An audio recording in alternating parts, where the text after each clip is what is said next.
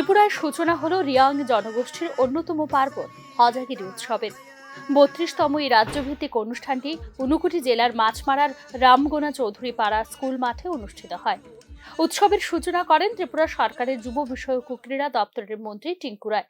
ব্রুশোসীয় সংস্থা এই উৎসবের মূল উদ্যোক্তা বলে জানা যায়। এই অনুষ্ঠানে এছাড়া উপস্থিত ছিলেন মন্ত্রী শুক্লাচরণ নোয়াতিয়া, বিধায়ক প্রমোদ রিয়াং ও ফিলিপি কুমার রিয়াং, ব্রু সোসিও সংস্থার সভাপতি শান্তি রায় রিয়াং সহ অন্যান্যরা। আগামী দুদিন ব্যাপী এই উৎসব চলবে বলে জানা যায়। অনুষ্ঠানে বক্তব্য রাখতে গিয়ে মন্ত্রী টিঙ্কু রায় বলেন, রাজ্যের বর্তমান সরকার জনজাতিদের কল্যাণে সর্বদা কাজ করে যাচ্ছে।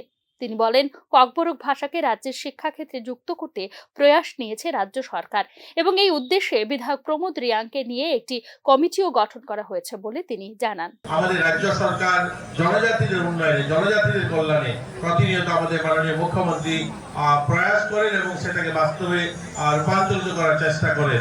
অনুষ্ঠানে বক্তব্য রাখতে গিয়ে পূর্বতন সরকারের সমালোচনায় মুখর হন মন্ত্রী Shuklacharan Noatia.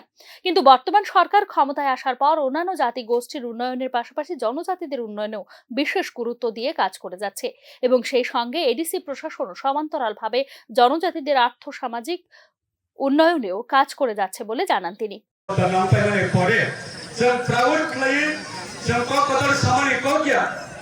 Every community ni jara society ni head tomne apna bahayna rajya sarkar ne hoite bor apna honorarium ruina bor apna bor ne society ni head ni samonna tangane bhabe rajya sarkar ne hoite honorarium re jabe tongo ebong apni sathe sathe edisi ni proshashan ne hoite botabo society ni head apna honorarium renani sengdabi tongo। আগামী দুদিন পর্যন্ত মাছমারায় চলবে রিয়াং জনজাতিদের এই হজাগিরি উৎসব। রাজ্যের প্রতিটি জেলা থেকে রিয়াং জনগোষ্ঠীর মানুষ সামিল হয়েছেন এই উৎসবে।